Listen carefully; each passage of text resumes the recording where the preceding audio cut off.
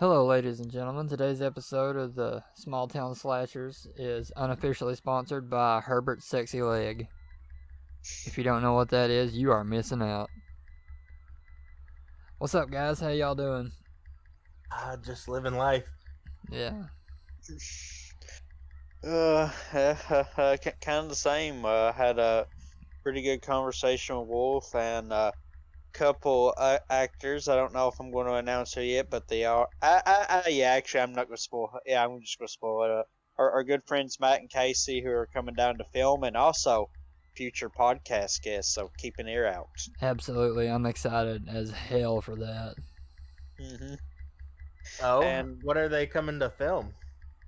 uh, within a couple within a couple weeks, so I get enough time to prepare and enough time to be an anxiety-ridden mess as I try to make sure I've got everything prepared. And even when you get prepared, there's always stuff you don't expect that happens. Like I for like like we did the reshoots for Invisible Scar, and what was it 9 days, I think. Something like that. It wasn't a long time. Yes, it's something like that. That whole time is fuzzy. I was actually talking with one of the co-stars, Kodiak, and I was like, there's like bits of that week or 9 days like I don't remember because like I was still recovering from my foot injury. But anyway, not to go on a whole other tangent, but the point is we had that planned out maliciously. We had it. We're like, oh yeah, this is going to go great and smooth, and it did not. Oh, no, it did not. Yeah, we got side smacked by stuff we didn't even we couldn't have even foreseen, like a hotel with mold and the ceiling was caving in. But yeah, anyway, no, I'm not going to go on that. That's a rabbit hole for another day. Yeah. Uh, I also believe you have an update that you wanted to share. oh yeah, so everyone who tuned in last time surprised Wolf and Gun Bunny with VIP tickets so they could go meet celebrities. And, these VIP passes were important because you could skip the lines. Unfortunately, there was a line before the line Sunday, and that meant it was basically worthless. Well, so for like $125, I got a lanyard and a pretty cool commemorative coin. I'm not going to smack talk that. That actually is a pretty cool coin. I'm not going to lie. And a pin for my vest. Well, Always need good pins for your vest. Oh, absolutely. But it still sucks that we didn't get to do it. However, we are going to try to make up for that, and we'll definitely do something for you because you spent all that for us not to be able to do it. I think you don't have to. I appreciate it. I just love spending time with you guys. I love spending time. It's definitely a good time. Yeah, I love spending time with you guys too. But still, I wanna do something for you because you do so much for all of us. But I was watching a video today that kind of got me thinking about a topic that I'd like to discuss with you guys, and that is what makes effective horror. And it's a video essay by these people on YouTube called Screened, and I'll post the link to their video in the description. And again, they're not asking me to talk about them in any way, but just so you can get an idea of what their perspective is, you can go and check their video out. And they do have a lot of really awesome stuff. I like watching them. But what do you guys think makes effective horror? That's such a hard question because there's so many different aspects to what makes someone scared. Oh yeah. Yeah, I'm trying to think because like I guess where I've grown up with horror, like it's I mean I watch like stuff like the new Scream, and I'm like, oh, it's a good movie, but I'm not. Oh my god, this terrifies me. So I'm trying to think of what I know. I know Sinister really unnerved me. I don't know if you guys have seen that, but I need to rewatch them. That and Insidious. That Oh series yeah. I really want to rewatch as well. I've only seen the Because, first like, for Insidious. me, it's not like your slashers. Those guys, to me, aren't as scary as it is the demonic, ghost possession kind of stuff. Yeah. And that's why I think what makes horror good, it depends on the person, because everybody has their own fears. Mm-hmm.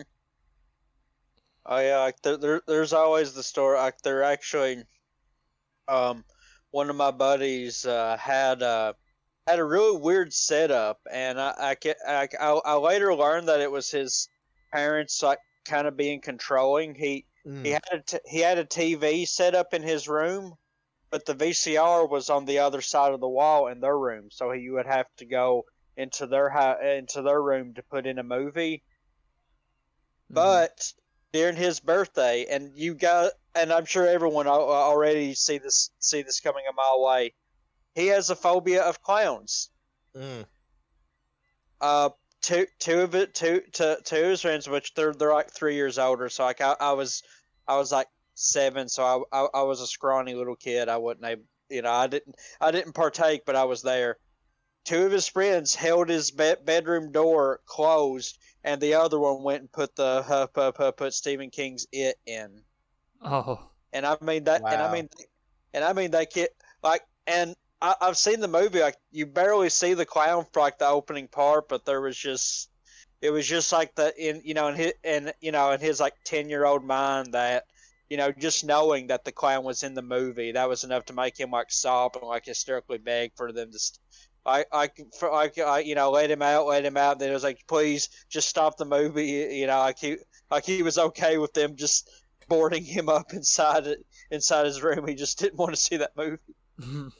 Yeah. I really But like... Oh, I'm sorry. I'm sorry. You go ahead, man. Oh no, I'm sorry. I was just going. I kind of like there's something I really like as far as creepy is like the stuff like that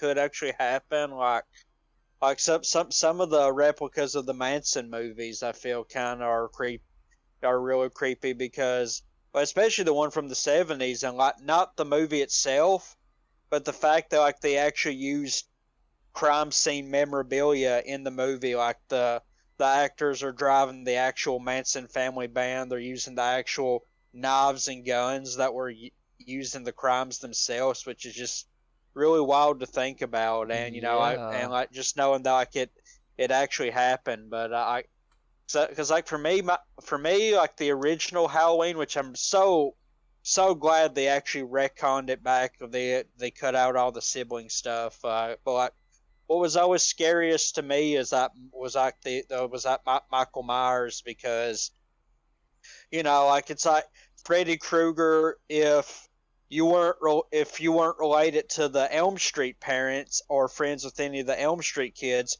you're safe. Mm-hmm. If Friday the 13th, how about we don't go to the camp where there's like a massacre every other week? And always don't have sex in the movies. Oh, yeah. Yeah. There's Instantly gonna get you killed.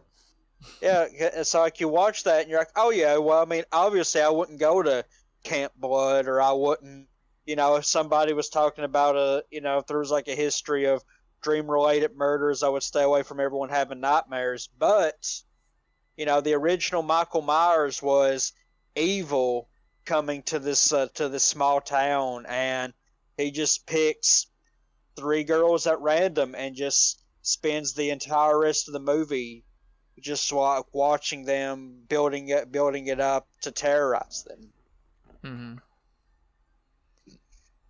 Definitely. I would say Michael's definitely the scariest out of all of them because of that.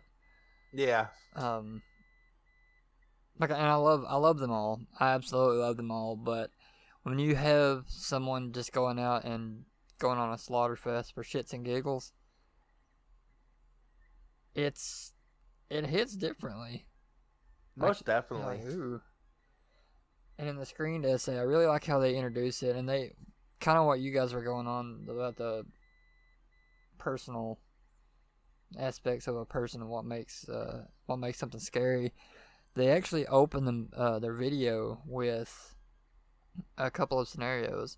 One of them is you are sitting there in your living room watching a news article or a news report on a outbreak of zombies in a neighboring town. Mm-hmm. Then the next one is there's a zombie in your child's bedroom. Mm. And they're like, why is one more terrifying than the other? And it's like, he goes down this explanation of what it is to make something scary and truly horrific. Yeah, and like for me, I absolutely would hate something as a father for something to happen to my son. Yeah. I wouldn't care about the town next door, but if there's something attacking my son, that would scare me. Yeah. And kind of a story on that. The first scare I had with my son, we were hiking, and in this area that I like to hike, there's like a pool of water down that you can go swimming with a waterfall. And my son, he's autistic. So he doesn't understand like you have to be safe around certain parts. And he's having fun just jumping around, and he falls into the water. And I have a phobia of like deep water, but luckily there was somebody there as well, but I was going to jump in and go try and save him. Yeah. And that is something that scares me. Is something happening to my son. Yeah.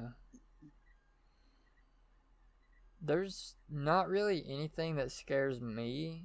So whenever I find something that does give me the creeps a little bit, I'm automatically intrigued by it, and I want to go like kind of check it out even more.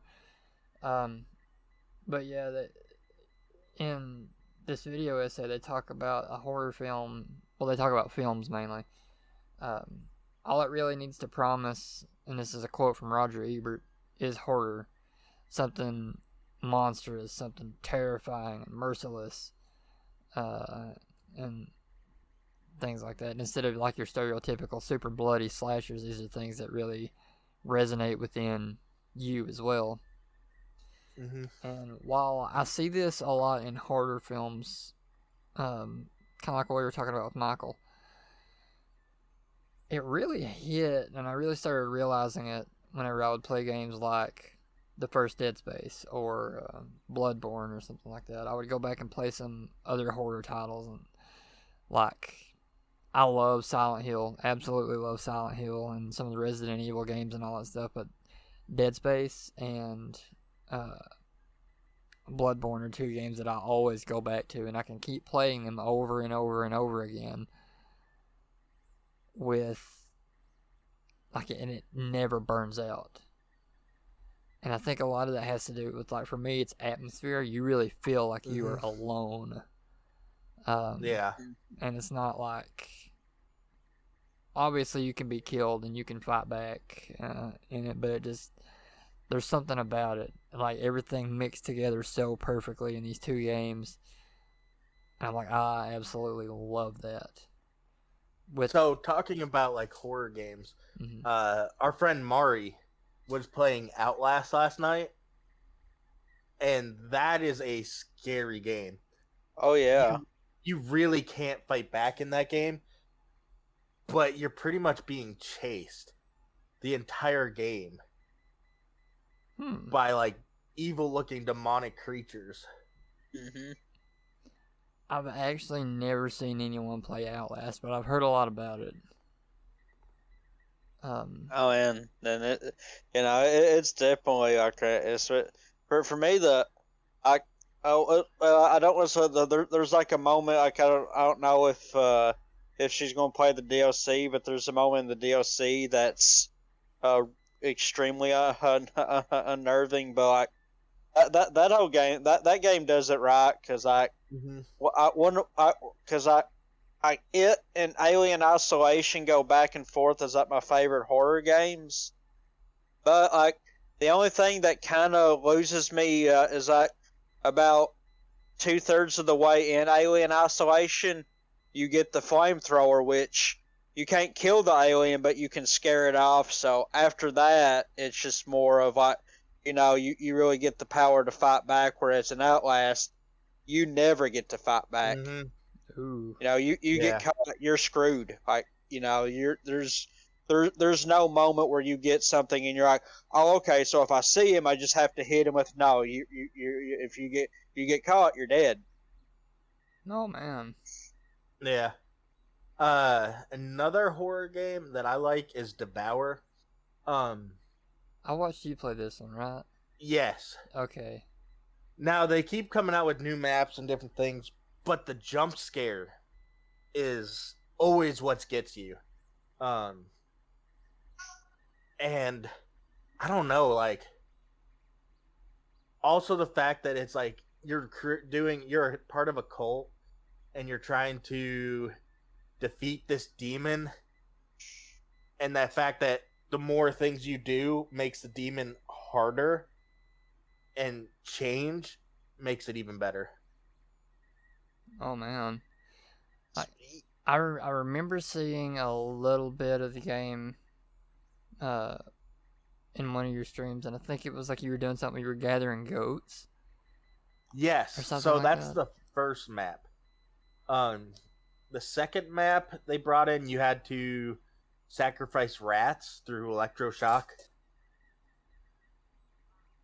And I know they've brought out a spider map, and I was just watching before we started recording.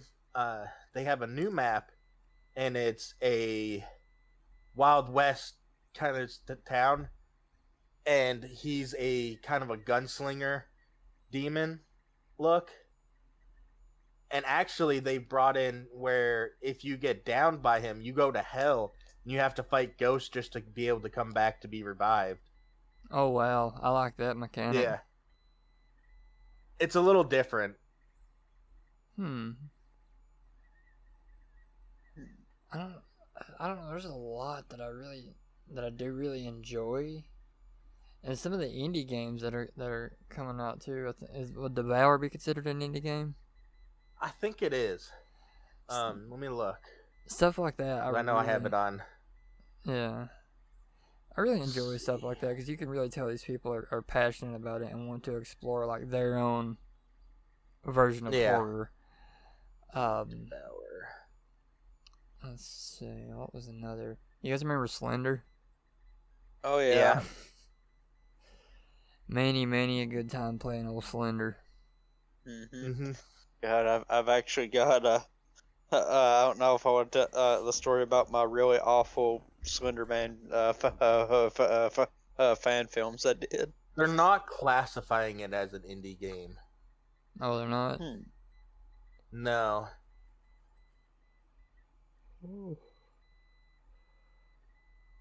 I know one game. Oh, excuse me. One game that I'm really excited about is. Well, yeah, it is. It is under indie. Oh, nice. Sorry. That's all good. One game that I'm really excited about that's an indie game. It's being produced by Sun Scorched Studios. It's called Negative Atmosphere, and it is a Dead Space-like game, bringing back kind of that look, similar themes and aesthetic and whatnot, without it actually being Dead Space. And I'm excited to check that out.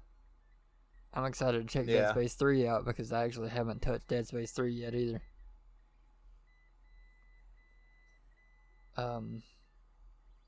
But I think to me one of the things that made Dead Space, like, it was the first horror game that I really fell into. Like, I had played, no, Silent Hill was my very first horror game that I played, that I fell into. I just like the monster designs and the psychological themes of it. But I don't know, once I got a hold of Dead Space, I just kept playing it and kept playing it and kept playing it, to the point where I'm actually working on a stream idea, and I'm not flexing at all, but I have no life that game so much that I'm going through it on impossible difficulty. I've got everything upgraded. I've got all the suits, all the weapons. I have every single achievement. I know I can go through it on impossible difficulty without dying. So I'm putting in a bunch of redemptions on my Twitch, and I'm encouraging people to really mess with this game. Just to make it kind of fun. And the redemptions are cheap as hell. I'm talking like every 20 minutes, if you watch somebody on Twitch, you get what? 200 something channel points? Think so. I'm not 100% sure. I think the most... I know it varies, depends if you are subscribed or not. Yeah. I think the base is like 200 or something. Anyway, the the channel points, the redemptions for these Dead Space streams, I think the most expensive one I have on is like 10 channel points. So I'm really encouraging people to mess with this game. Yeah. And redemptions, like, you get to pick which gun I use, which suit, which weapon, well, I already said which gun.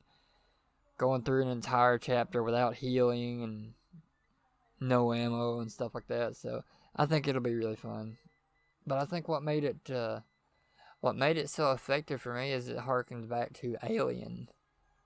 In terms of like the atmosphere, you're alone in space and there's something here, you really don't know what it is, and made it really spooky with what little you knew about it at first. The more and more I dove into the lore, I found that the story of Dead Space is absolutely phenomenal. And my first playthrough, I never would have guessed any of this stuff was going on. Like, how these things are made, what everybody's doing here, and whatnot. So I went into it pretty well blind, with the ultimate goal of, well, they do have your fiance you're trying to reconnect with. So they have the ultimate goal of finding her and getting back home. So obviously that's the drama in the story. You're going to be rooting for the protagonist against every odd that comes his way. Mm-hmm. And it's all just blended so well. I love it. Like, and I'm not knocking Dead Space 2 in any way, because I really like that one as well. But if you want me to feel alone, like really alone, the first one I think hits that nail on the head very well, in my personal opinion. And then Bloodborne, I don't know what, man. It's just, I've not played it for a good bit, and I think that's where I played it for so long. I'm like, I just need a break. I think it's the weapons mixed with the kind of the creatures. Definitely. That really make it that.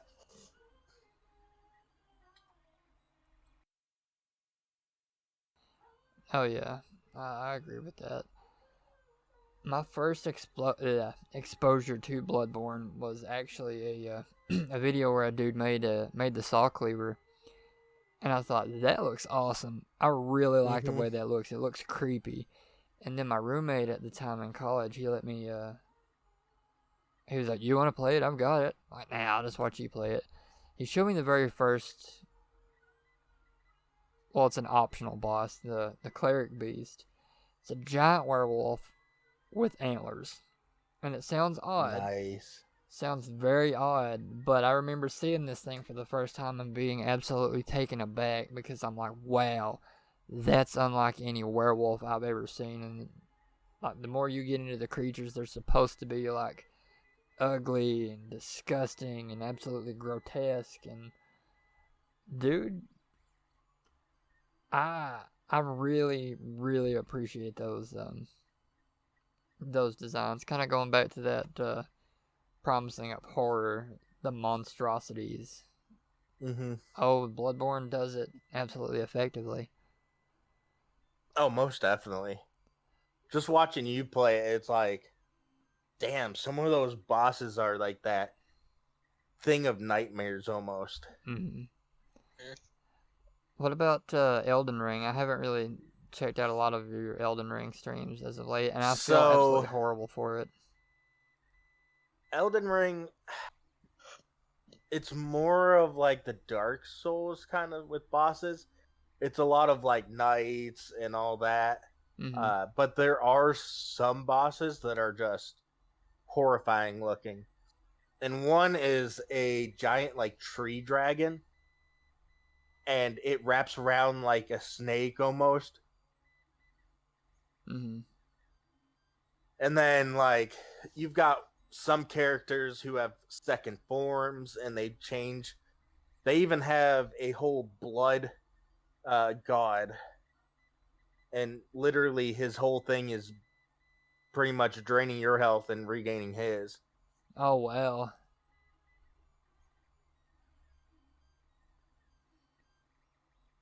God, that sucks. Yeah. That's He's definitely not gonna an hurt. easy boss. And since like Elden Ring is made by the same people as like Dark Souls and I believe Bloodborne is as well. Oh yeah, From Software, yeah. Yeah, they really make it where you're meant to die the whole time. Mm. Uh, they have 6-armed monsters in Elden Ring as well. I know on my streams I haven't really gotten far and I haven't really streamed it, mainly because I've been playing that Midnight Ghost Hunt game. My last few of the streams Mm-hmm. that I have done. But yeah, no, Elden Ring has some really good bosses as well. But Bloodborne really takes it for that horror side. Oh yeah. The boss that you had mentioned, it's draining your health the entire time you're fighting it. That brings up another point that I really appreciate in good horror is tension. Uh, Yes. like there's a few scenes in a few movies, and I could pull from quite a few of them where the tension is set up so nice, Mm-hmm. and a few games as well.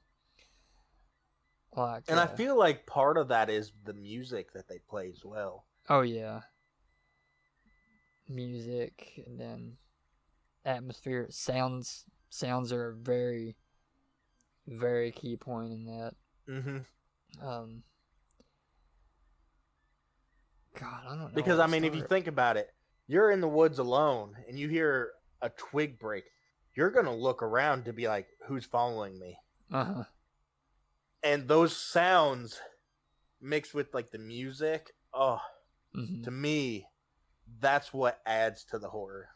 Oh yeah. I think it would be neat, kind of off topic. What you would have like a completely sound treated room for this. If we did a haunted house where there was one room and it was just complete silence. Mm-hmm. And I would say we would need a sound treated room because our haunted house is or the one that we volunteer at, I should say. There's Oh sound yeah, going all the time. And but especially like with me, Yeah, it's all extremely loud. yeah, like I am one that I can project my voice Mm-hmm. pretty well, I think, and like everybody could hear me throughout the haunted house. Oh yeah, and then music turned up extremely Mm-hmm. loud, and then there's Slash's special death rattler. Yeah. it's I would like to say because I was looking over footage today because in before marriage I drank a lot of caffeine. I was like super hyper during the actual actual meeting, but I was actually looking at a bunch of scenes, and there actually is some night vision footage of the haunt. And if they did a soundproof room, I think it would work pretty well it's literally me just like going down this hallway, which is inaccessible to the people going in. It's just for the actors. But it's literally me just peeking my camera into different rooms, and like the way it transfers music, so like the sound is actually really well. Like Mm-hmm. there would be like a music playing in one room, and then in the next it's like something else, and Mm-hmm.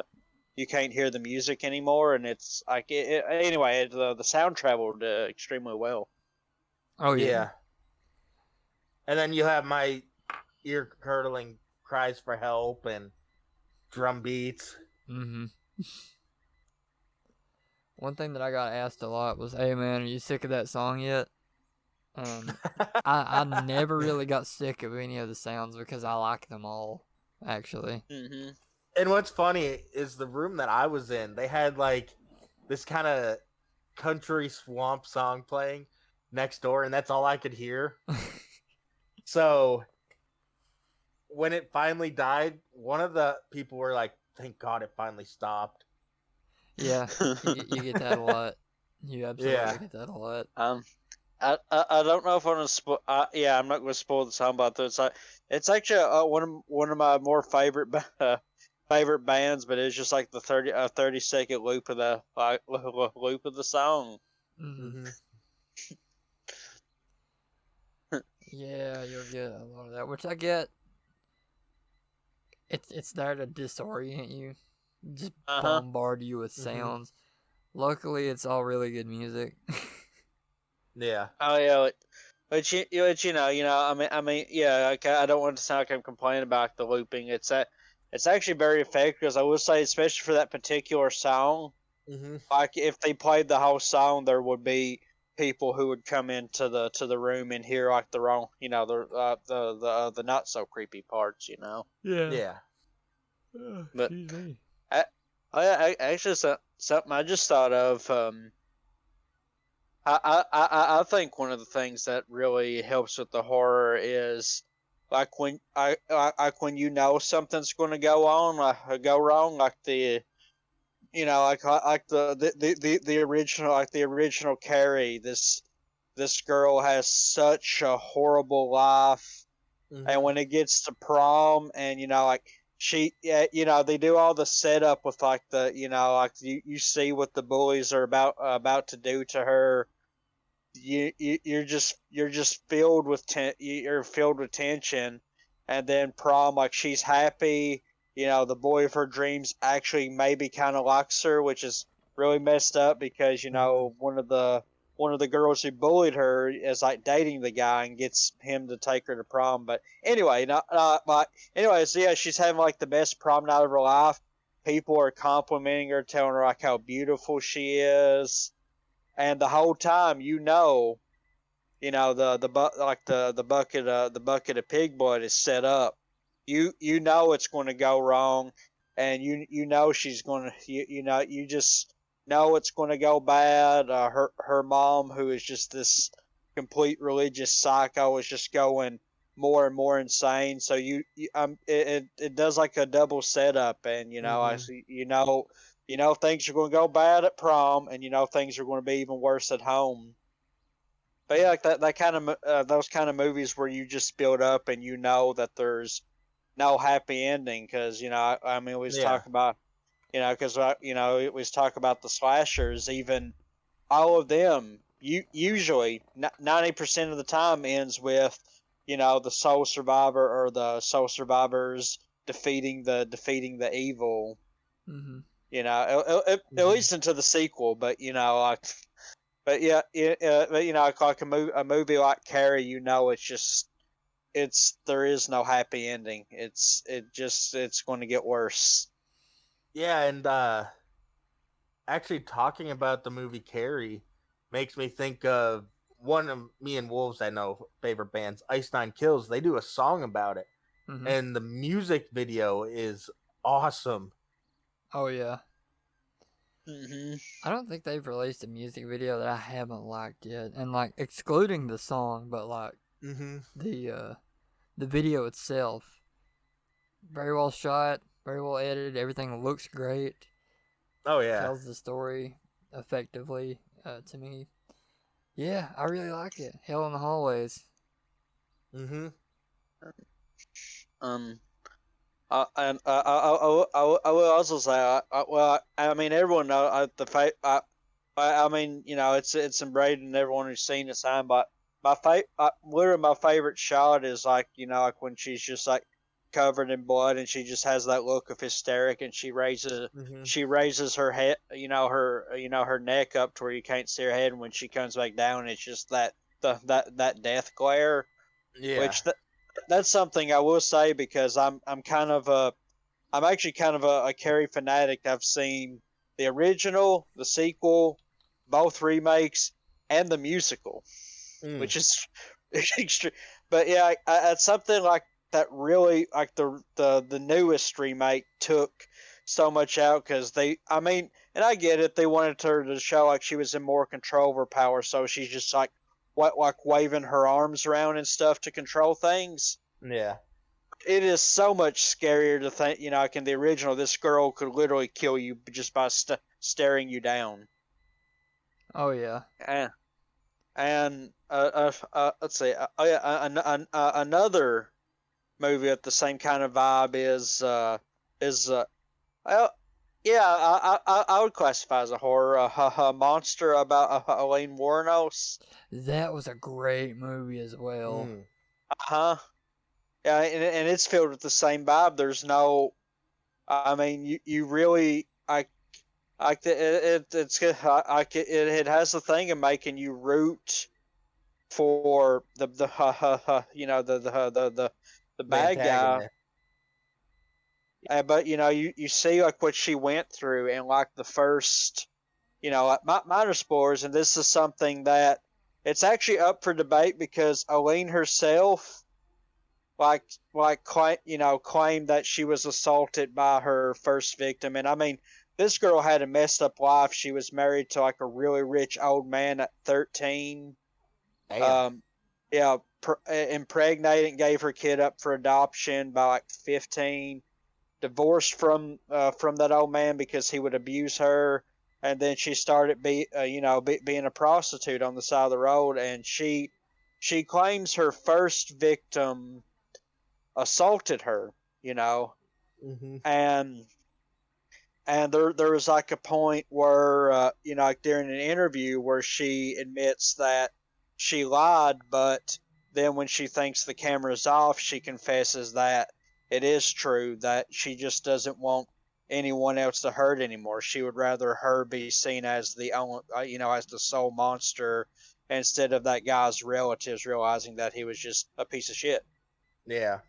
But like in the movie, you feel so horrified by this, and you actually, and I mean, it is a really graphic and brutal scene. Her first murder, Oh yeah. and you feel so sorry for her, and you want things to be happy, but it's not going to, and she's just completely broke, and it just becomes worse and worse, and then by the end of it, she literally kills this kind old man who is like already gave her his wallet and everything, and is just like pleading because he just wants to go home to his family, but she's just like so broken, and she just can't trust the world that has just wronged her so many times. And Mm-hmm.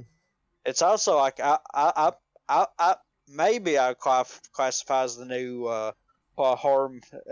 Classifies a kind of a horror, like the newest Joker movie has a similar thing where you. Yeah, it's the psychological effects. Mm-hmm. Yeah, And like I really like that part of the new Joker movie is the fact that it shows you how having such psychological issues Mm-hmm. and the world kind of neglecting them and not helping him caused mm-hmm. him to snap and become this character that he's not supposed to Oh yeah. Yeah, become. yeah. You really like it's one of those movies you will find yourself rooting for the antagonist, and I've read Mm-hmm. many debates that are like that still defend him. They're like, he's not the he's the victim, and it's like, well, don't get me wrong, he had a lot of real horrible stuff happen, but he still killed a whole lot of people in that movie, you Yeah. know. And it's like you can't really classify him, like he is the antagonist, but a movie like that, makes you root. You find yourself rooting for it. It's told from the antagonist's point of view. It's because there's like so many movies that if you saw it from the bad guy's point of view, they would be the Mm-hmm. hero. Mm-hmm. And I mean, talking about like hero movies, one that you don't really think of being a horror movie would be like a Superman movie, but they made it. Brightburn. Oh yeah. And that's a movie I'd like to revisit. because it's what if Superman was actually evil? Mm-hmm. Mm. And they're I would say for a title, one of my favorites that has like a kind of an evil Superman. I would say like there's I get spoilers for I guess kind of spoilers for Joker, but like like the thing that just really does it so okay is well basically by the end of the movie the Joker is just so abused he's found out his life as he knows it is a complete lie, and that his only caretaker, the person he gave his life for, is taking care of his very disabled, mentally ill mother. He finds out that, and he has this condition that causes him to laugh when he's nervous, and Mm-hmm. it's so unnerving. Like it's literally pained laughter. You just see how much it hurts him to laugh, and he reads that his mother allowed him to be abused, and that's what caused him to develop his condition. And his idol, because all he wants to do is be a comedian, has made fun of him. Mm-hmm. And so he's going on this his show with the intent of killing himself. But once he sees just but once he sees that his idol is just awful and just continues to keep poking him, making fun of him, he decides to do it's like the whole movie is building up to that. But this isn't a horror at all, but it is kind of creepy. Like I know Wolf hasn't, but have you seen the TV series the Boys? No. It's like Superman if he was raised by like a science as a science experiment instead of his parent. And I mean the guy's he does such a good job of even when he's not using his powers, when he is in the room he is terrifying. And they're like just like how little he cares about life, he just casually lasers through people like killing them.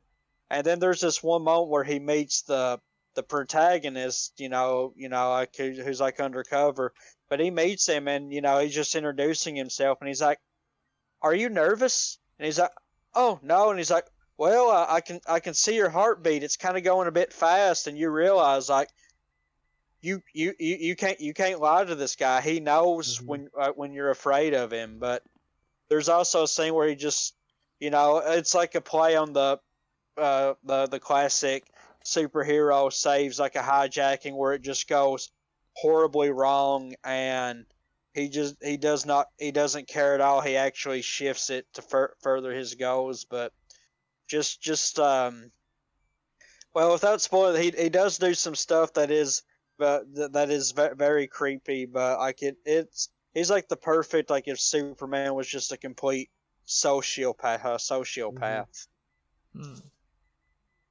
I'll have to check that out. Yeah. But since we were talking about effective horror, I don't think we've actually talked about this on the show yet. So whenever Gun Bunny was up here a few weeks ago, well actually this has been about a month ago maybe, we watched the new Texas Chainsaw Massacre film. Mm-hmm.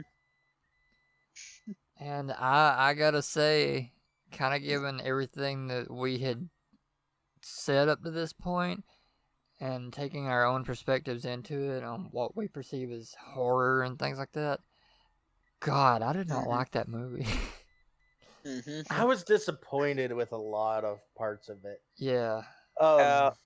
Don't get me wrong. Bubba, Leatherface, whoever you want to call him, was awesome. Oh God, yeah. But there was characters I wanted to die really fast.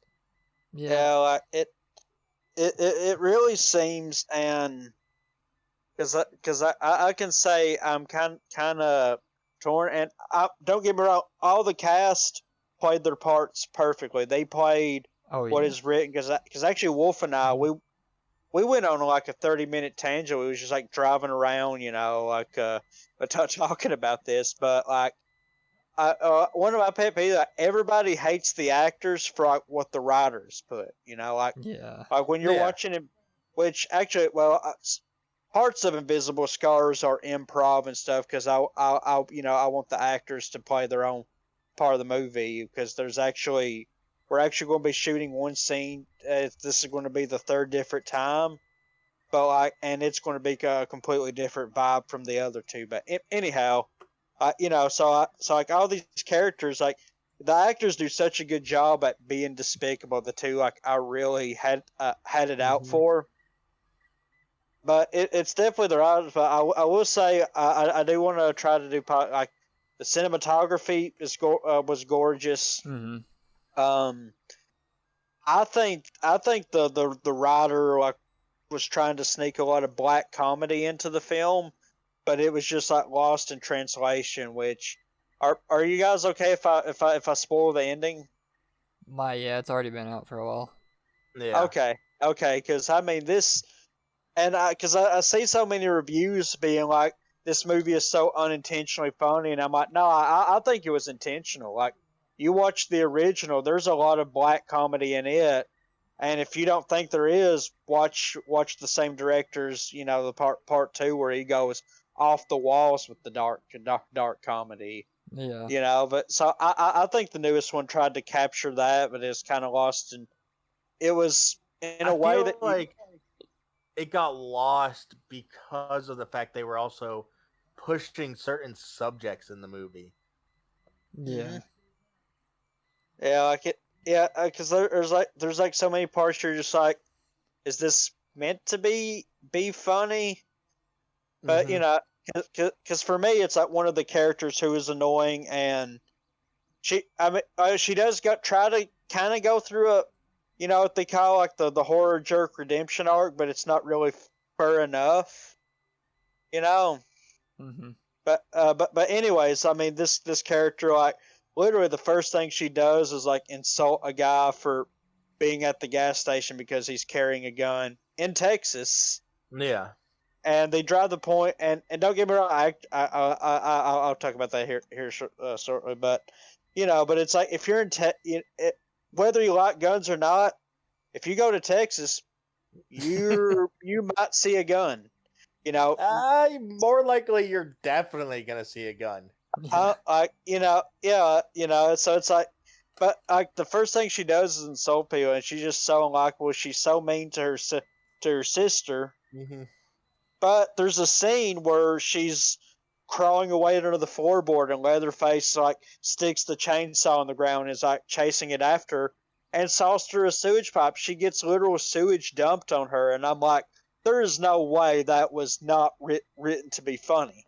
If I remember right, it's more like the get shit on kind of joke. Yeah, the movie literally shits on this character.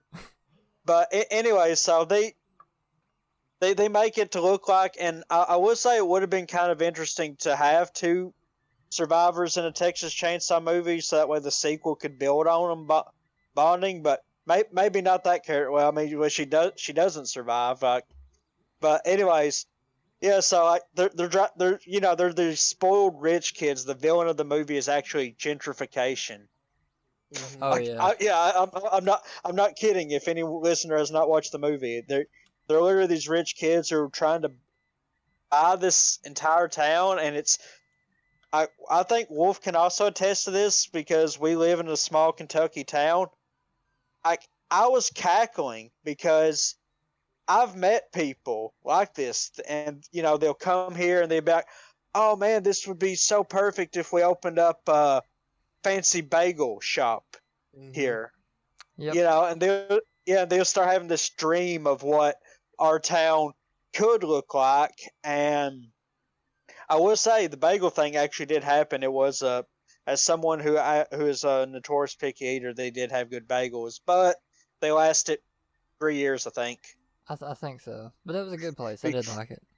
Yeah, but anyways, you have all these cool, all these people coming in. So I laughed really hard at that because these, like that kind of made me like, are these meant to be real characters or kind of stereotypes? anyway, but yeah, they're these rich kids. They have a self-driving Tesla, and the last two survivors, they think they defeat Leatherface. They like I think the last third of the movie really hurt it because the first 2/3 are really solid build up, and then it just kind of goes crazy. Yeah. But yeah, and I don't mean crazy in a good way. You know, like in a very bad rushed. We don't know what we're doing. You know, but anyways, they you know, I mean, yeah, they call him Leatherfuck. You know, like all this stuff. She hits him with the chain. He actually slides the chainsaw across the floor and cuts one of the survivors trying to run away. It got kind of ridiculous, and I get he's Leatherface, but he also gets shot with like a shotgun 5 or 6 times, and he's supposed to be like a 70-year-old. Anyway, I'm sorry. As you can tell, literally Texas Chainsaw Massacre is one of my favorite horror franchises, and it shows. But so to wind this tangent up, it looks like they survived. They even make like a cheesy joke, like, "Guess I will be moving in with you after all." And then Leatherface grabs the main girl and saws her head off, and her sister is left screaming hysterically as the self-driving Tesla drives her away to recreate the original film's ending. And it really bewildered me at first because I was like, wait, did I just watch a goof that got put in the final movie?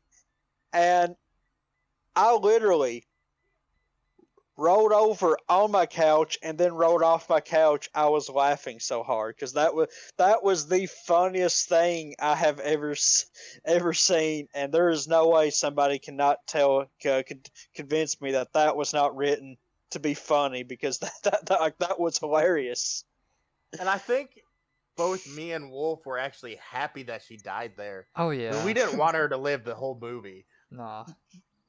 If I remember correctly, though, like during the like shit pipe scene, I think I did actually bust out laughing then. I think we both did. But by the time we got to the ending, we were both just kind of like, "Thank God this is over." Right? It's like I couldn't. But you know, with horror, with making an effective horror movie, you know, we had already established that it is to be relatable in some way, right? Like the zombie being in your child's bedroom, as an example. Yeah, man, I can't relate to these people at all, except the final girl, because, you know, you struggle with things like trauma and stuff like that. I feel that. Yeah, and like someone who has PTSD, like there's still moments that I get flashbacks of like being in war, and the things that I saw. So like her flashing back to her with the school shootings really does make you relate to her. Yeah. And I think that's one of the reasons why I liked her. On top of that, like they did a really good job not forcing that as well. Yeah. She I think honestly she was at one of my favorite parts of the movie, but like they're let's see. Yeah, but I also love because as y'all can tell by my fine Appalachian accent that I am from the South, I have seen the dumb redneck, you know, Ford F-150 driving, Confederate flag waving, Trump hat wearing stereotype beat to death during my whole upbringing, and then really beat to death since 2016.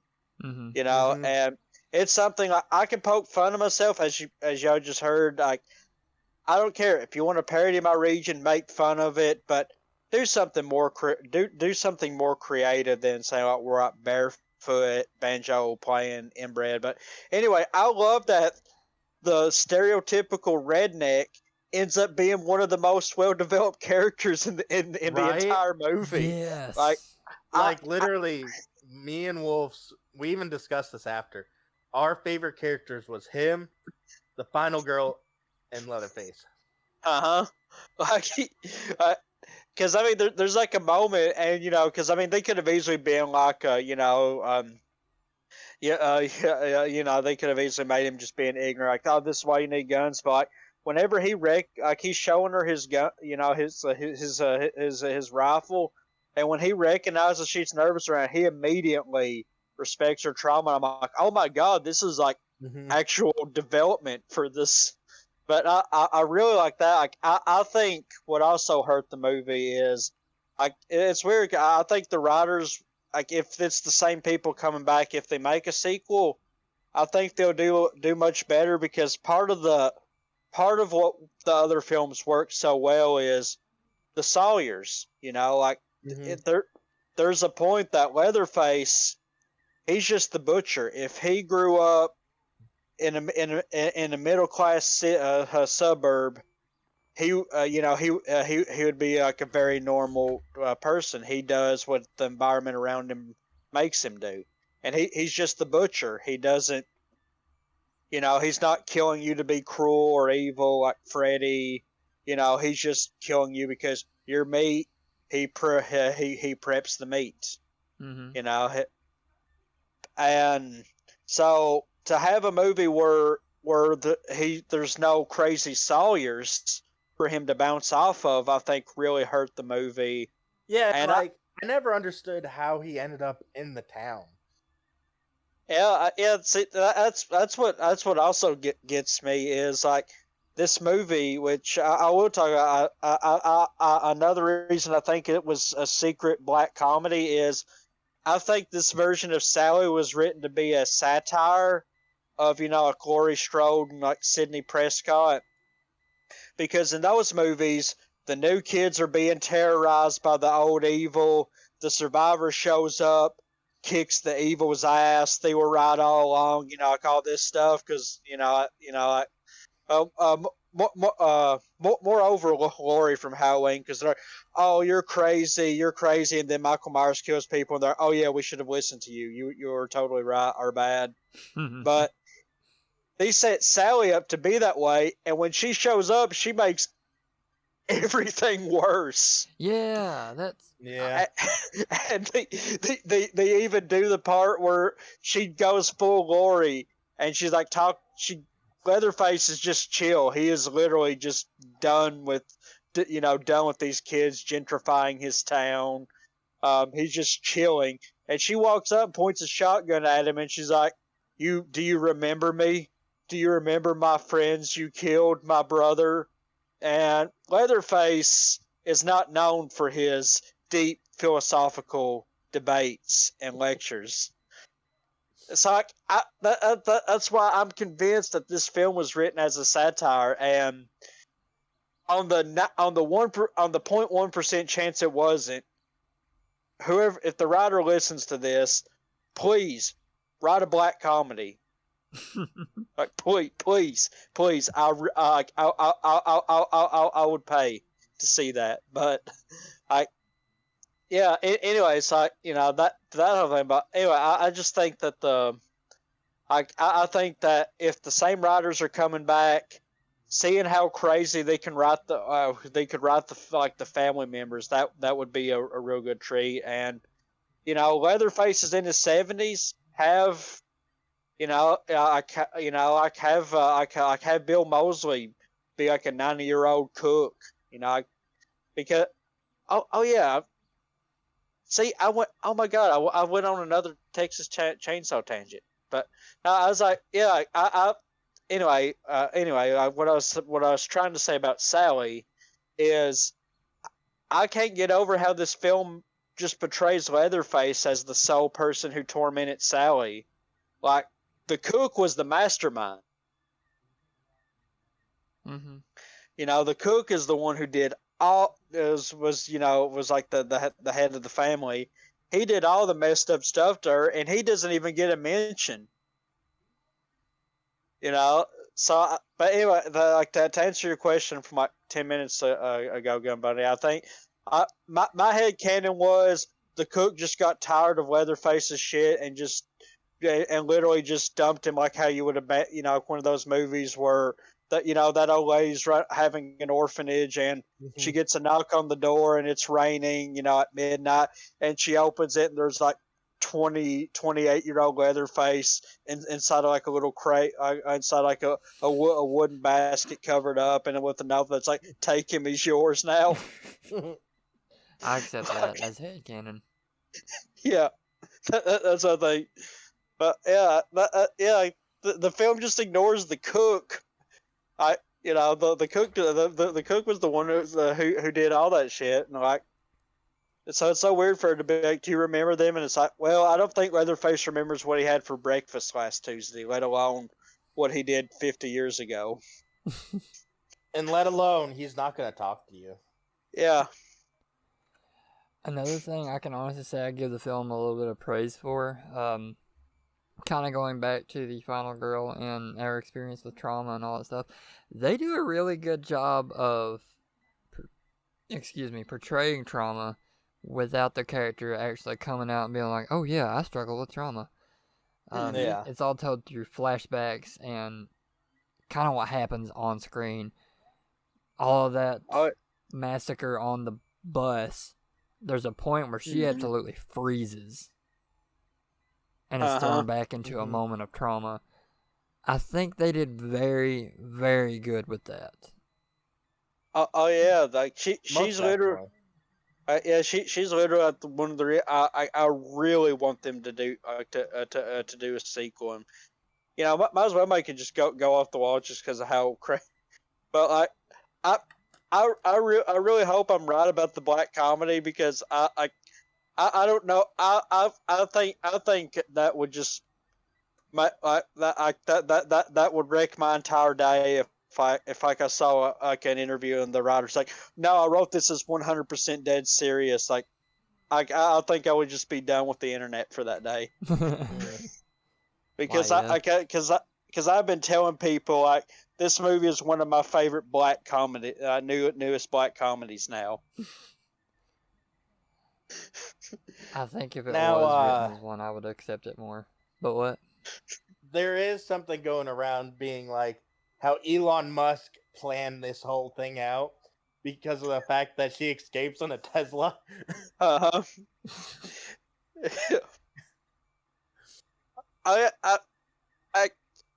I don't know if you was telling me that or if it was Wolf, because I remember I was like, "Did you going to tweet at Elon? Be like, yo, Elon, watch the new Texas Chainsaw Massacre. If you could control the tails the whole time, why didn't you run Leatherface over with it, jerk?" What's weird about that is I thought you was the one that told me. Huh. Who told who? Nobody knows, man. Now that's the real mystery. But yeah, in all relatability though, that was the one part that I think made the film relatable. Was the final girl, but the horror nerd and the gore nerd and all that other stuff. I think you'll have fun with it because it had some pretty solid kills and fantastic gore, I think. Oh yeah, it took us 9 movies, soon to be released video game, a NES video game that's not too good, some comics. It took us all that to finally get a Texas Chainsaw Massacre in a Texas Chainsaw Massacre movie. He finally kills a bunch of people with a chainsaw. But like another thing that really made me relate to the main character is you really side with her, because like the rest of the characters are just self-obsessed rich tools. Yeah. And so you totally connect with her when she's like, fuck these guys, I'm just gonna go talk to the hillbilly guy. Like, who again ends up being a very well-rounded character. That is the true plot twist in this horror movie that I did not see coming. I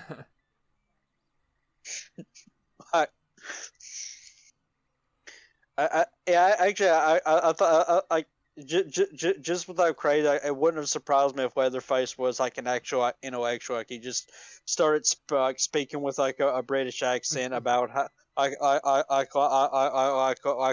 the pleasure he took in murdering all of her friends. Yeah, being like, "Good night, chaps. Would you like some tea and crumpets with your butterfingers?" Yeah. But because it's Leatherface, it's like actual fingers covered in like butter or something like Right?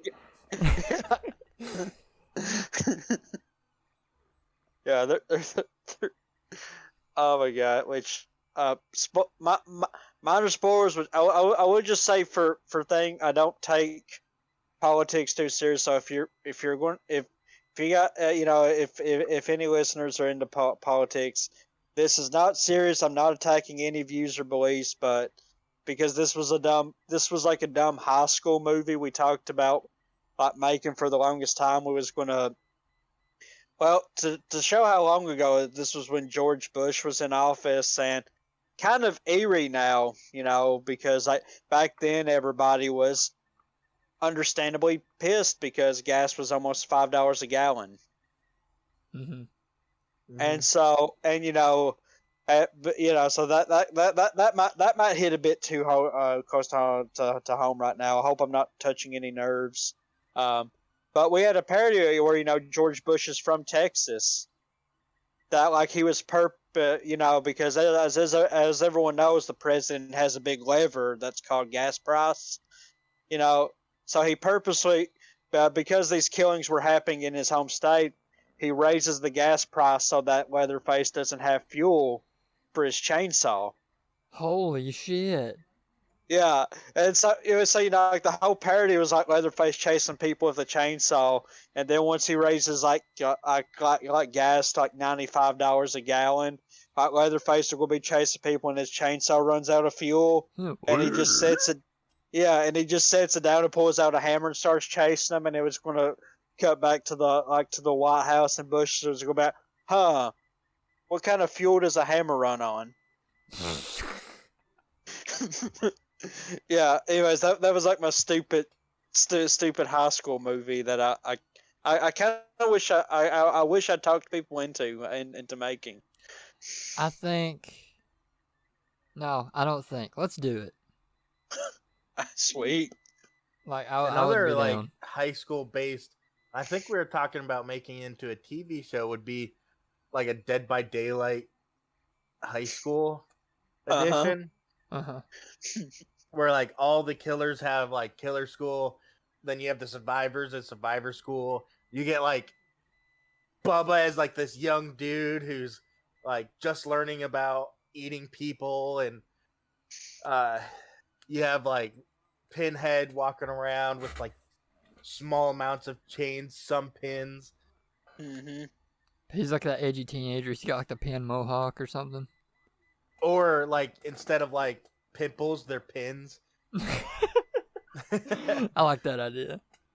Like, I know we had talked about it, and I think that would be a good idea as well.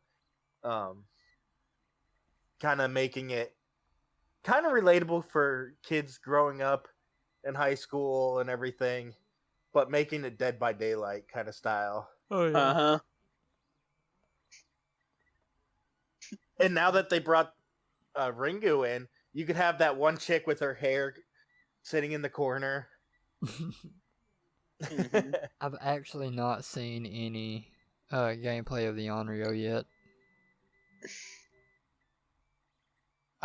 She's actually pretty good. I need to look more into it. It's been so long since I played Dead by Daylight.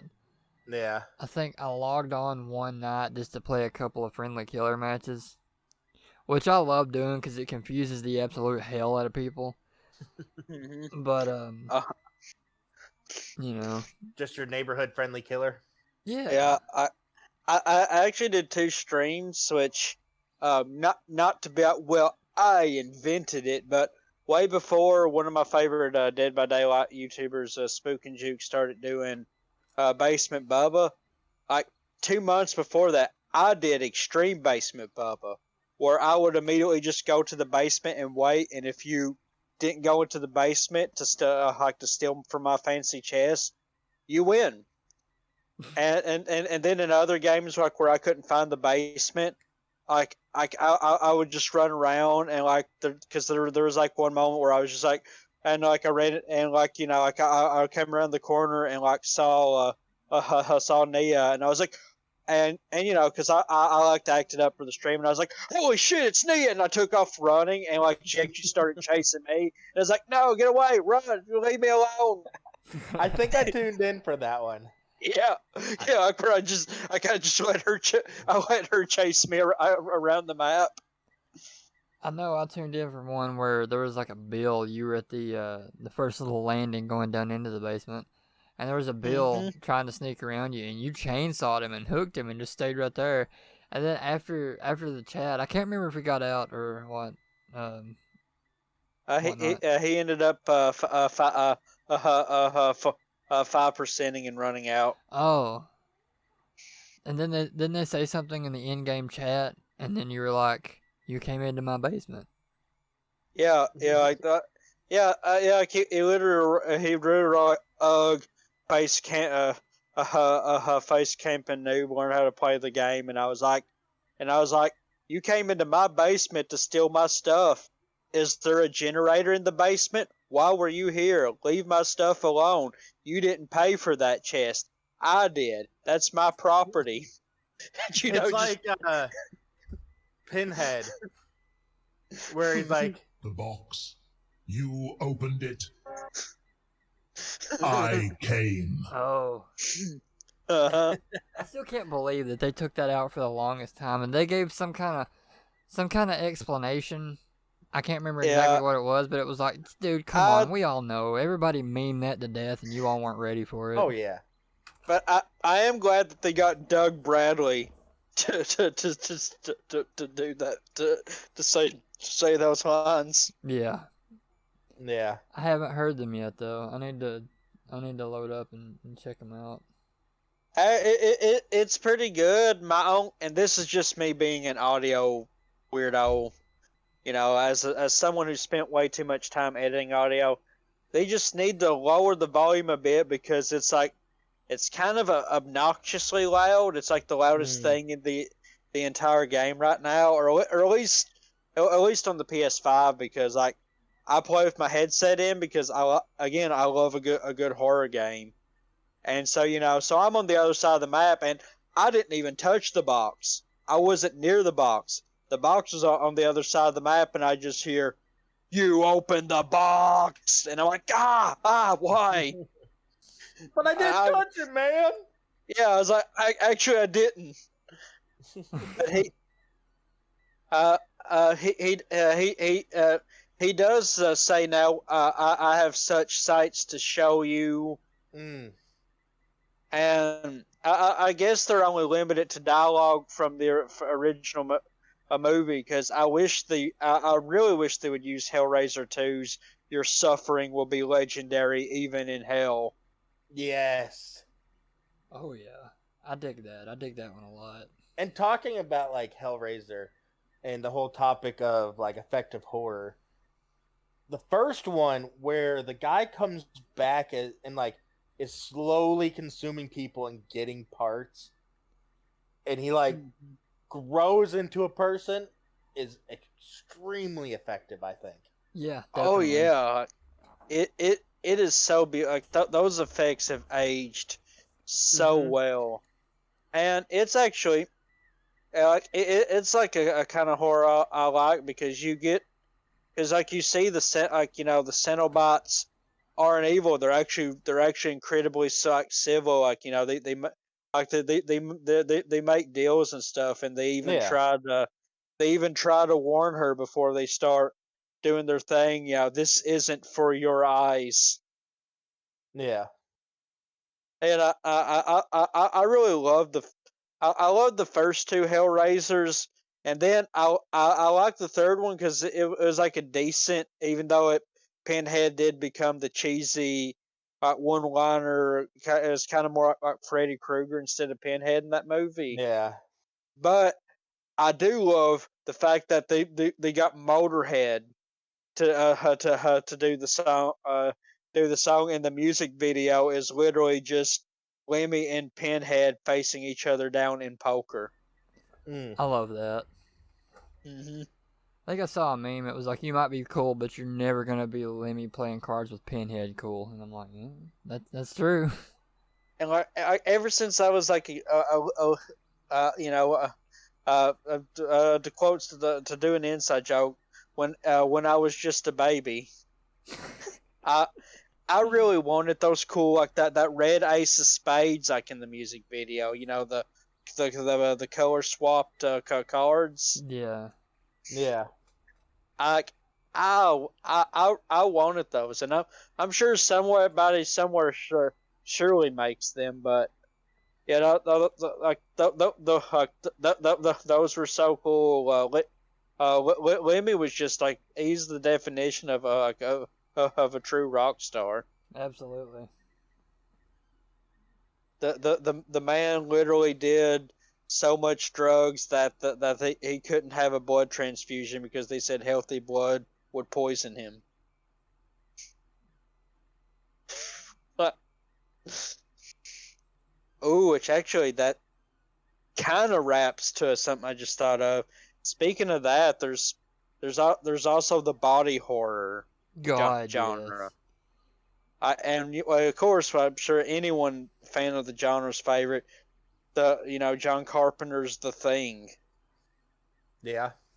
Which, Like, for those of you who are planning on going to Horror Hound in September, they're bringing the cast from The Thing there because they were supposed to be there in March, but kind of had to cancel because they want to bring everybody together for that one.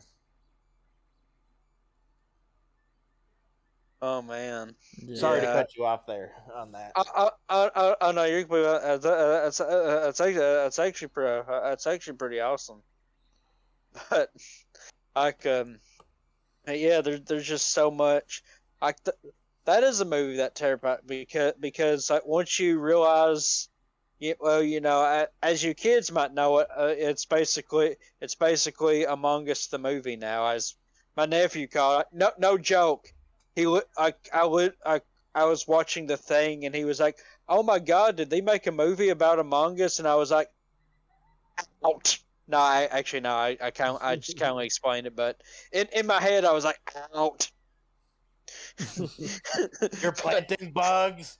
Yeah, like, but like once you realize that it can mimic people, that's not great because there's like so many debates on which characters became a thing at which point, and then of course the debate about the ending: are those survivors even human?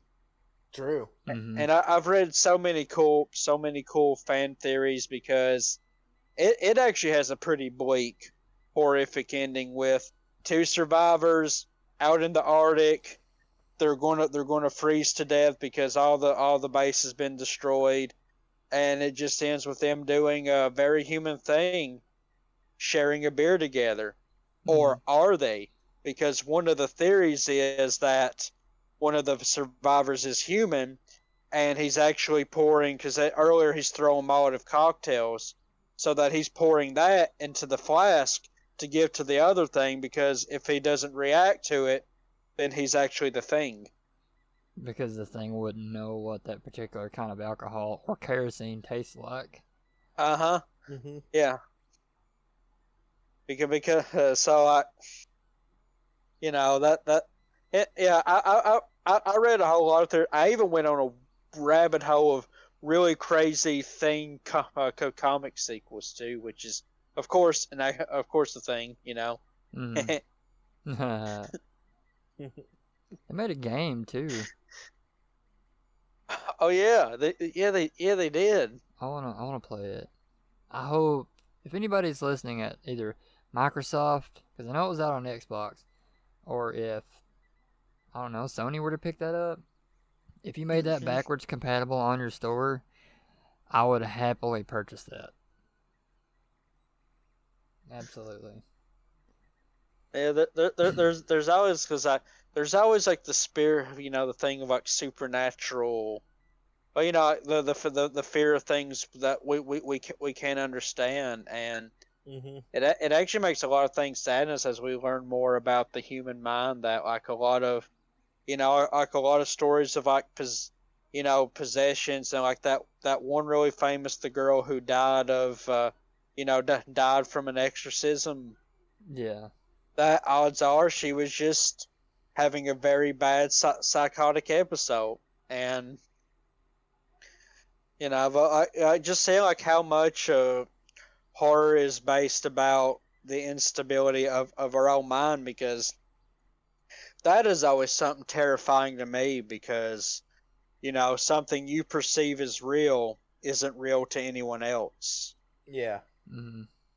And as someone who has anxiety a lot, stuff I get anxious. I mean, earlier, because I was like, so basically how my mind worked is I got a bunch of caffeine. I got ready because I wanted to have this cool meeting about the movie, and then afterwards, I sent Wolf some comments that just like stuff we had, because I was worried. I knew I was going to have to talk a lot, but I didn't want to dominate the conversation, so I just like wrote about things that we talked about during the meeting. But then I started getting like anxiety, like, oh my god, what if that was too much? Maybe I was too, like, and like when you're having that, everybody else can try and calm you down, but in your mind that panic is real.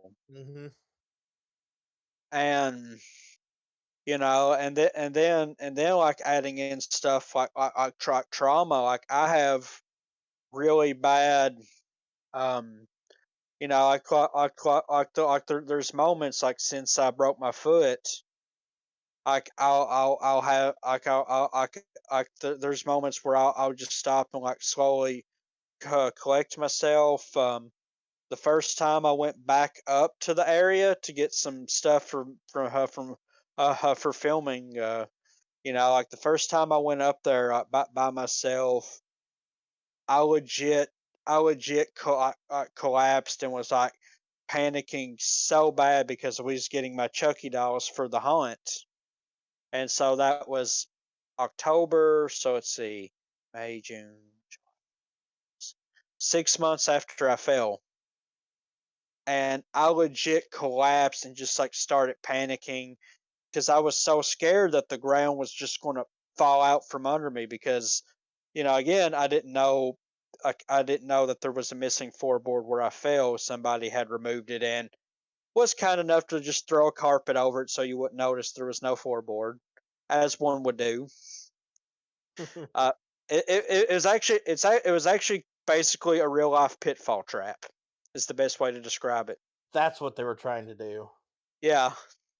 But anyways, like I was so scared. I rushed, grabbed the Chucky dolls, and at the same time, it was this weird panic of being so scared I was going to fall. But obviously, I was cautious this time, and they've boarded up the spot where I fell now.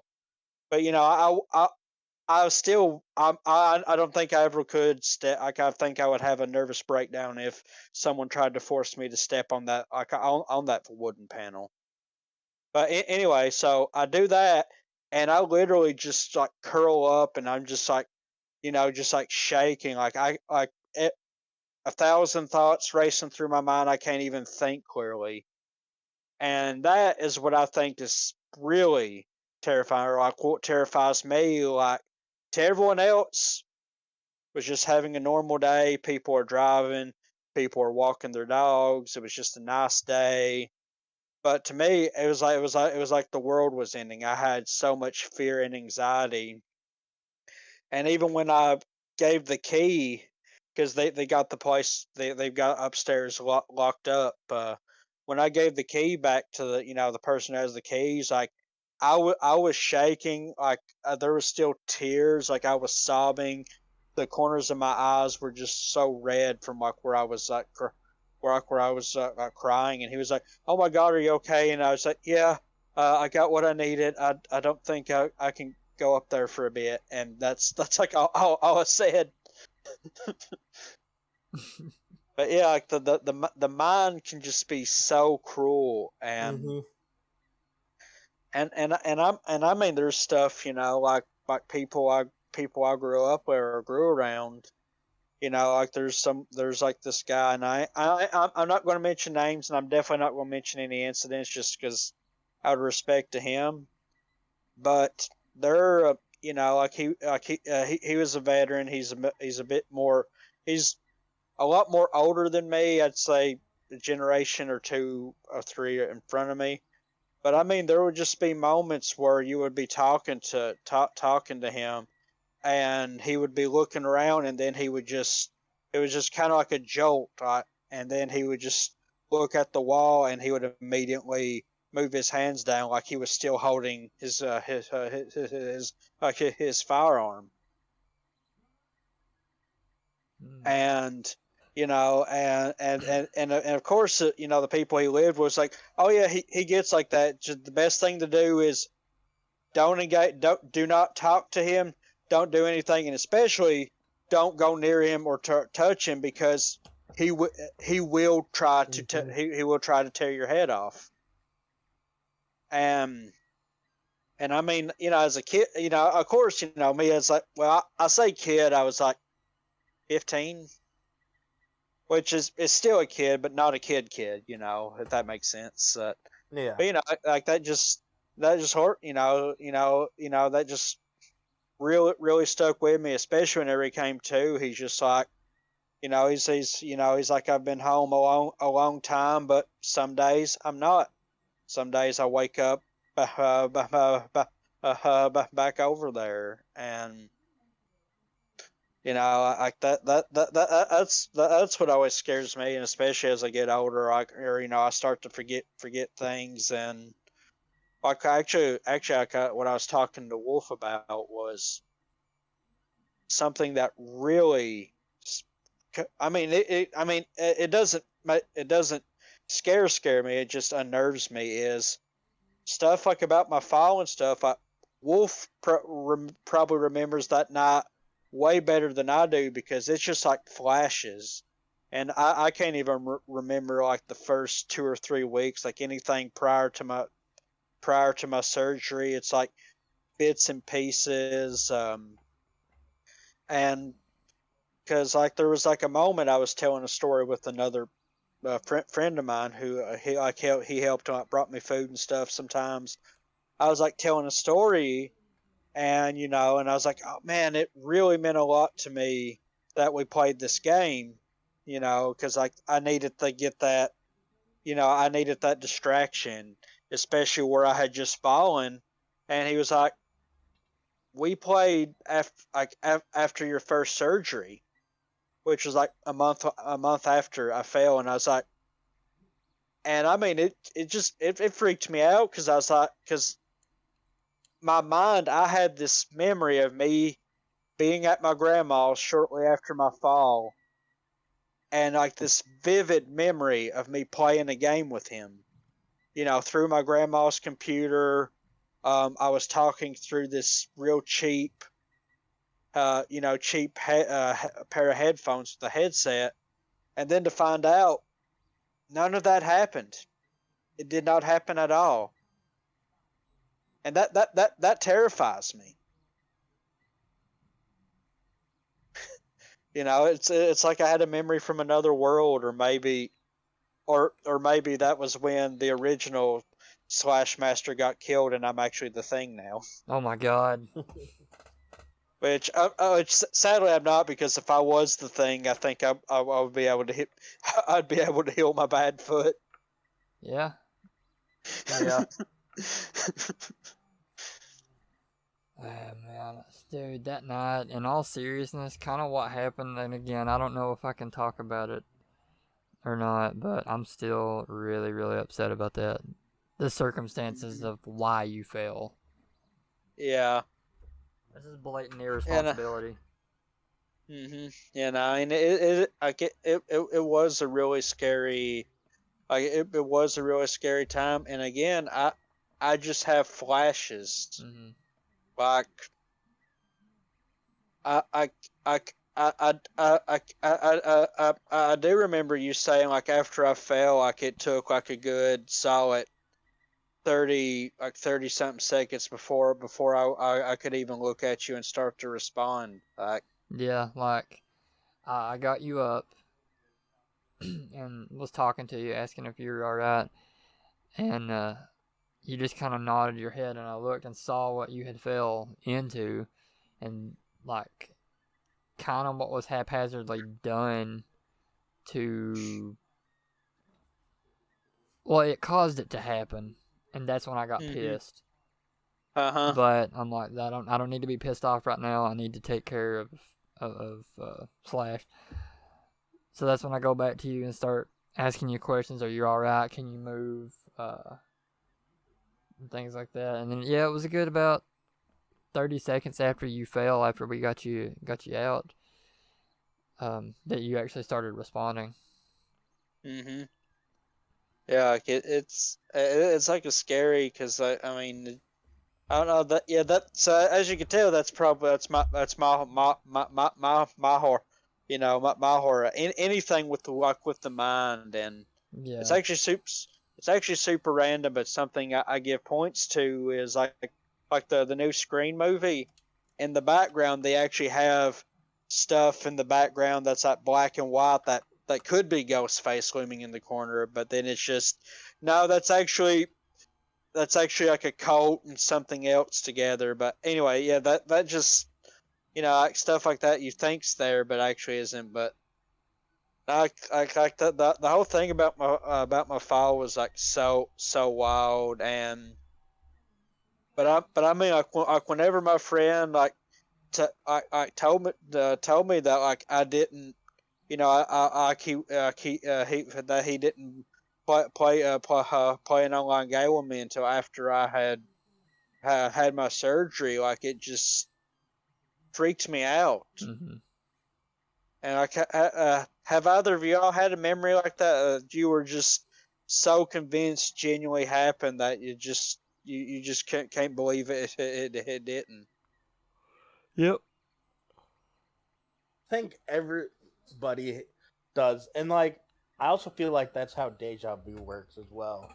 Because there's times that I've thought things have happened, and then like years later they actually happen. It's like weird, It's like it may not be the same people, but the same scenario happens. Mm-hmm.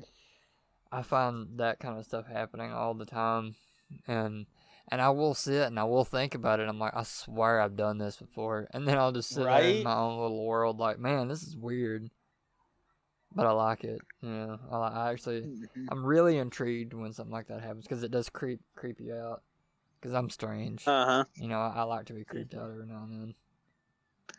And it's just something like that unnerves you. Which actually, one of my favorite things that I've said that's like messed with people is,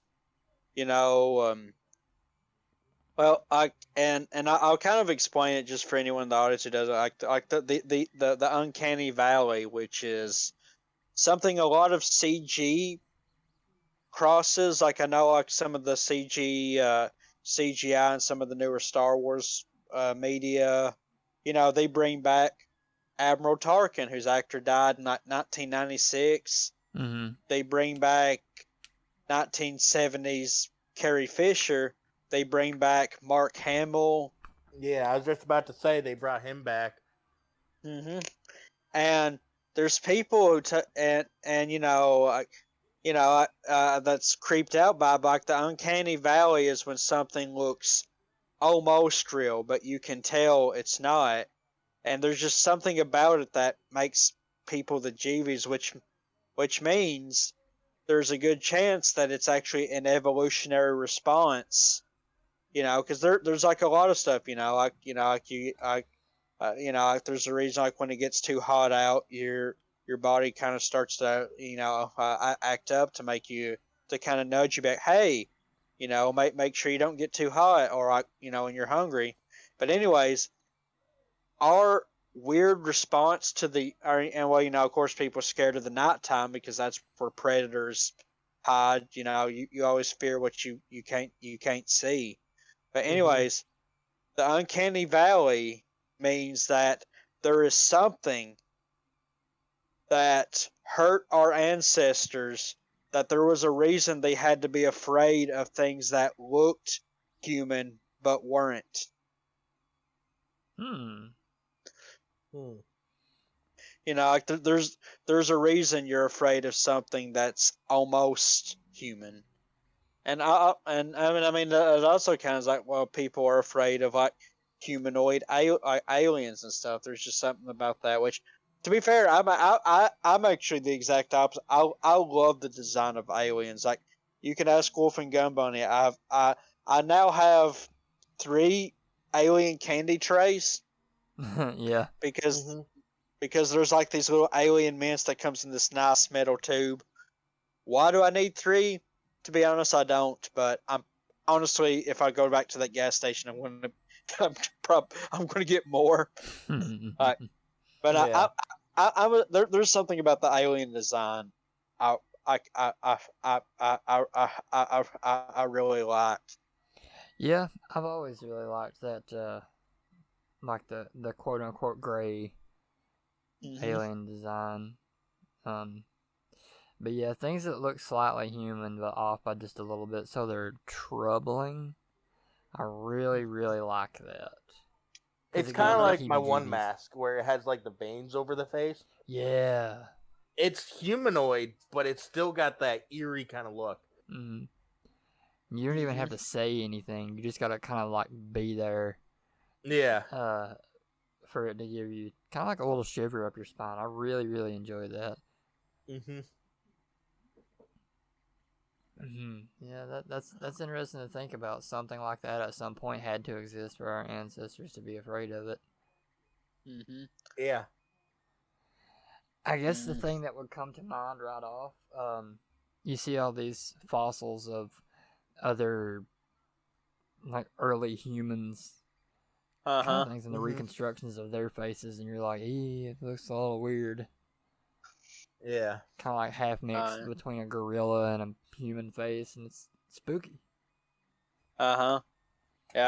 Oh, and like it's actually kind of something similar. Like, you know, like those people like who wear masks of like humans staring, but they wear them on the back of their head because of tigers. Like, I actually saw a video of that like today of like somebody filming a tiger, and whenever he turned, you know, and of course he's behind the cage because you would have to be an absolute lunatic not to be behind the cage. But every time he would turn his head, the tiger would just slowly creep up and move in, and I think that's terrifying. I actually didn't know that about the masks, though. Yeah. There's like people like who hunt and hunt and stuff. They would wear masks that looked like a pair of eyes on the back of their head because the tiger would only move when it notices you're not looking at it. Yeah, get that ambush on you. That's interesting. And I mean, people are. I was like one of my favorite things that I've seen. I've actually seen this freak 2 people out because I play a lot of Fallout. I would consider myself a pretty big fan. But there's there's a whole drama in Fallout 4 about synths that are synthetic humans.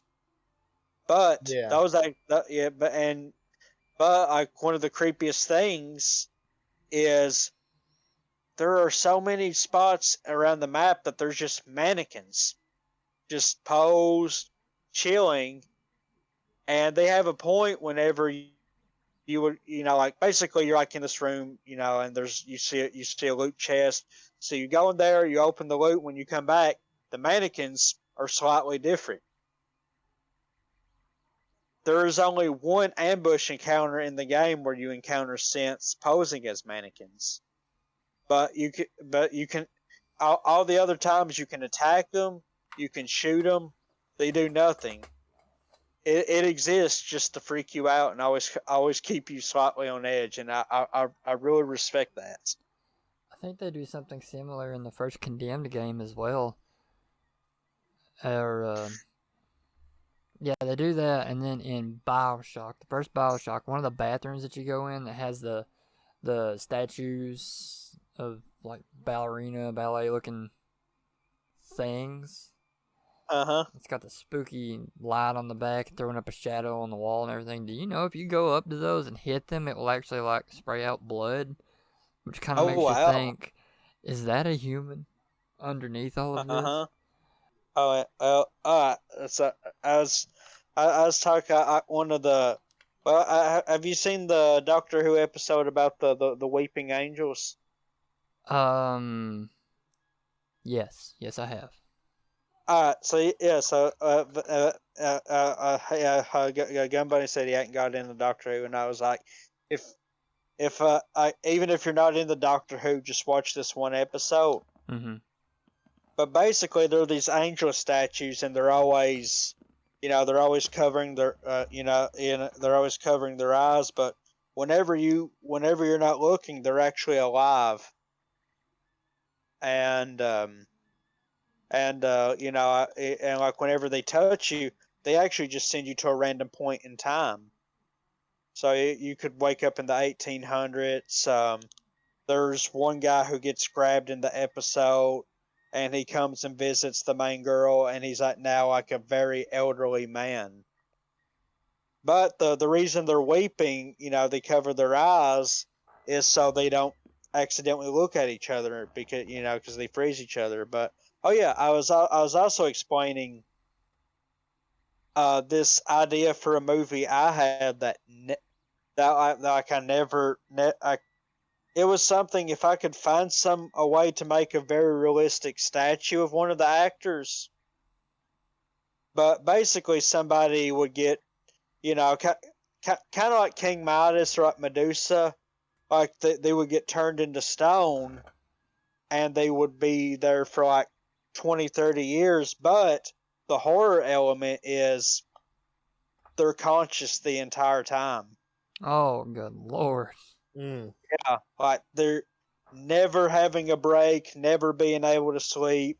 All they can do is think and just not move. And one day the curse gets broken, and they're just like, and they're just like completely insane by this point. But they don't have the good fortune to die during this, correct? Correct. Wow. They're just a statue. Ooh, I like and that. I mean, yeah. So see, that's a pretty that's also something I think that's like a subtle horror, is your destiny being taken away from you. Mm-hmm. Because there's like so many things that can happen. There's definitely fates worse than death where you wish you died. Mm-hmm. Oh man, I'm hung up on that and the whole wearing a mask on the back of your head. I actually wrote that in my notes, believe it or not. Oh wow! It's just a little something for us to put up and play with later. It's definitely I always like stuff, and then there's like anything where like we've had experiences where time gets messed with. Mm-hmm. Like there was like where you there's like these videos I play. Yeah. You swear these songs are like 10 or 15 minutes long, mm-hmm. and you hit pause, they're 4. Yeah. And just like that moment. Well, I mean, actually one of my favorite. It's never been fully debunked, but I've never been able to find this thing, and this is a story that always creeps me out. Is this guy? This guy he met. He meets his old like high school sweetheart. I think it's like their high school reunion or something. It's been a while since I read it, so I don't remember the slow details. But anyways, he confesses he loves her, and they marry. They have 2 kids. He describes both his kids' personalities. Going to his kids at baseball games. Being there for his daughter, like helping her pick out a dress. Being so happy to be this. to be that annoying dad type. He met. 10 years pass, and one day he's sitting down in his living room. He's talking to his wife. He is just waiting. He's just waiting for her to cook breakfast, and he looks over and notices that lamp slightly crooked, and then he jolts awake. And the last 10 years have all been a dream, and he was just asleep for one night. Oh my god. Mm. And he just describes like how he just went from this cheery person to this depressed mess of a human being because he lived 10 whole years. And that terrifies me. Yeah. Especially because I have stuff, and I mean, it's sometimes my dreams are reliving things, and there's these moments where I realize like, this wouldn't happen, or you know, it's kind of like your brain interjecting into your dream, like he wouldn't say that, and then you're like, yeah, he wouldn't. Wait a minute, and then I wake up, and I hate that so much. That really messes with me. Like I'm not okay for like 10 minutes afterwards because there was this one moment, and without I'm not gonna spoil too much, but basically I have two people I know that are both named Nathan. So to make things less complicated, I'm going to just name them Nathan A and Nathan B. And Nathan A was my college dorm mate. We all stayed in the same house, and I'm really good friends with him and his fiance. Two, two of my best friends. And so they moved out, and shortly, like 2 months after they moved out, I meet Nathan B, who I've hung out with since 2014, which really makes me feel like an old man because that's 8 years ago now. So, anyways, I had this dream where I was reliving the memory of going to Nathan A's house, like meeting his mom, his dad, his sister, and their bulldog, Brutus. Mm-hmm. And I'm just sitting there, I'm petting, and also just for the thing, which keep in mind this isn't their actual personalities. This is the dream, So I'm not implying anything about these people. This is the dream, you know.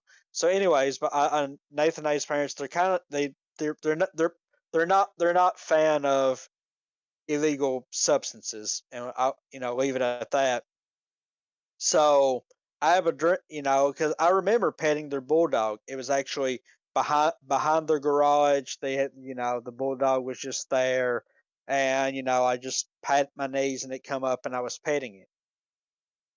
And I look over and suddenly there's Nathan B, and he's there and he's brought a whole bunch of illicit substances, and I'm like, oh my god, no. You can't let Nathan A's parents see this stuff. Like they'll get mad. And he was like, well, if they would get mad, why did you invite me? And I'm like, I I didn't invite you. I would never invite you to someone else's house. And we had this big discussion, and he was like, well, you had to because I've never met these people. You had to give me their address, and I'm like, oh my god, this is starting to make sense, but it can't make sense because I never gave you. I don't know the address, so I couldn't have given you the address. And we just and so finally, he's actually like it's actually kind of funny. He's like, well, okay, I need to help. You're right, something's wrong here, and I need to help you figure it out. So let's go over it. Why couldn't I be here right now? And I'm like, because I haven't met you yet. And then I woke up, That and made that my freaked me head. out. Yeah, Wow. That made my head like hurt. yeah, like I hadn't met. I wouldn't meet Nathan B for another like 4 months, And so that freaked me out so much. I literally wrote like Nathan A's fiance, and I'm like, "You won't believe you will not believe this."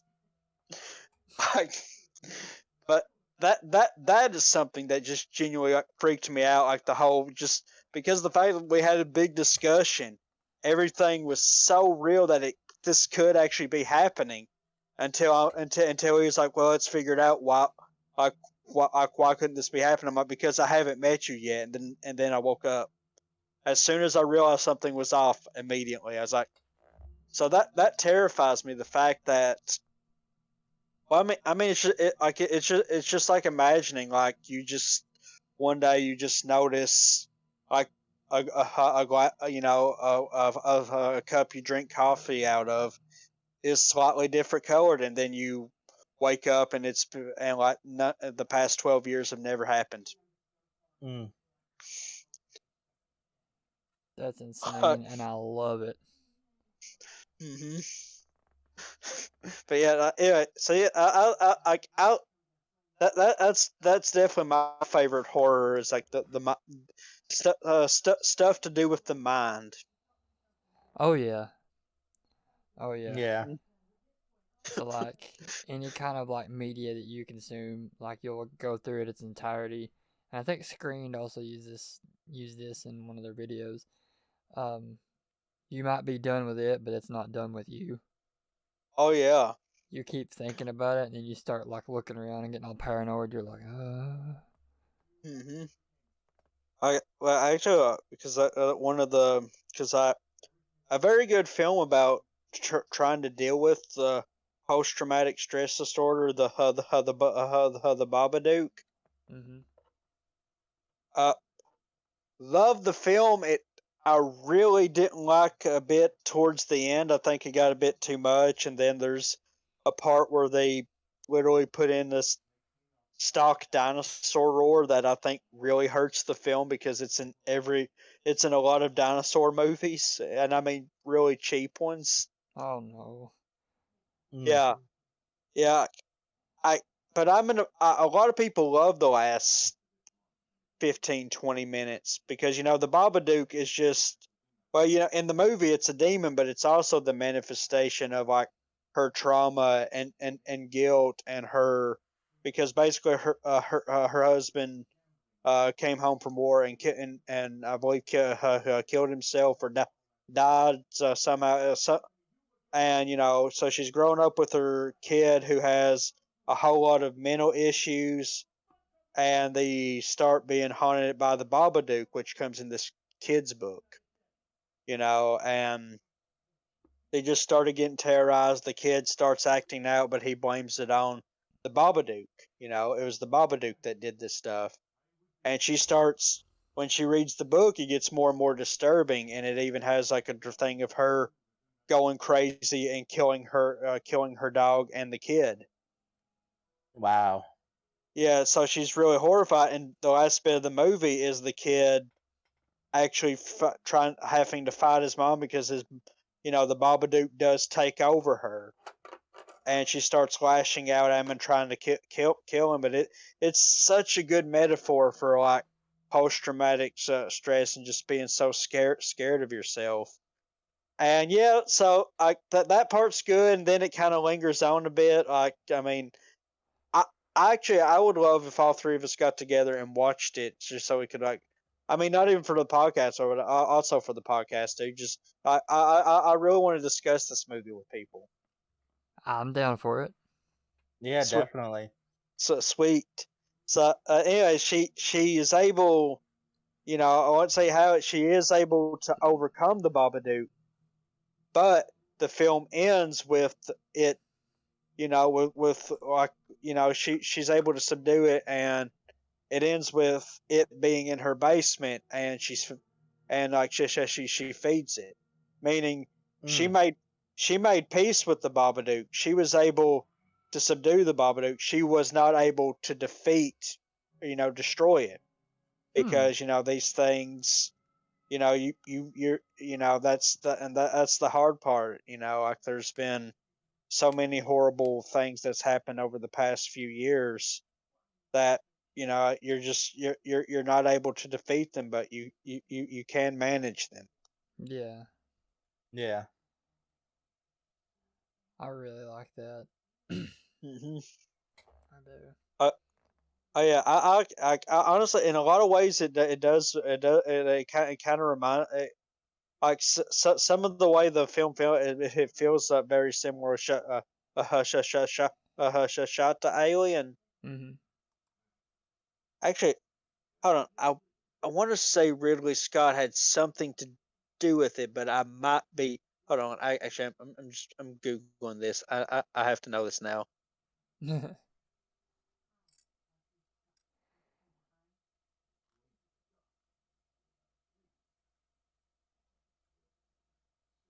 Oh, okay. All right. Yeah, there's. Okay, yeah. So, all right. Nothing super official, but there is a lot of reviews that says the Babadook uses techniques that Ridley Scott pioneered, and it's in four different reviews. So okay, so I'm not the only one going crazy. But yeah, anyways, I definitely recommend it. It's pretty good. Again, there is a bit towards the end. It kind of goes on a bit longer. I feel like they could have cut these parts entirely, and it would have been a much stronger movie. Well, I Yeah. mean, it's like in Invisible Scars, without explaining so much. Wolf plays the main antagonist, and it would be like in the final confrontation if out of nowhere to me, like just like in a random shot, like in a random couple of shots, Dimitri's wearing a 1930s mobster's outfit, firing a Tommy gun, and then it Mm. goes back to normal. Just a bit to make you go, wait, what the fuck? And then you're, oh, okay.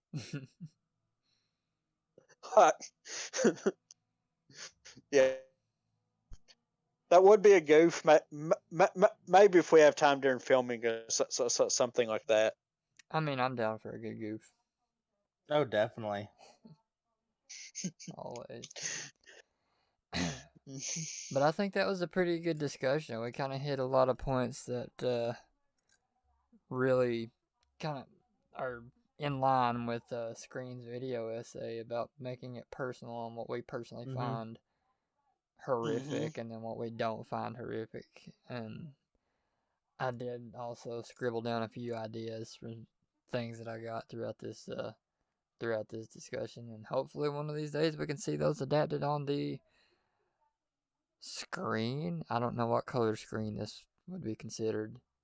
Uh-huh. We gonna make it into a movie. Yeah. As long as it's on the screen. Yeah. Could be your phone screen, could be your computer screen, your TV screen, whatever. We'll try to make it for you. Yeah. Hopefully we discuss and open some very weird rabbit holes for people to go down. People to go down. Rabbit holes are fun to go down. But I think that'll do it for this episode, guys. It's been a lot of fun, and if you guys enjoyed, definitely hit subscribe. We upload every Friday at noon Eastern Standard Time, and hopefully we'll see you in the next one. Yep. Hopefully we'll see Definitely. there, and you might have a couple extra guesses either 2 weeks from now. Sorry. We might try to get one this upcoming week if we can do it. That'd be awesome. It would. But until then, you guys take care of yourselves, and we will see you all next Friday. See you next time.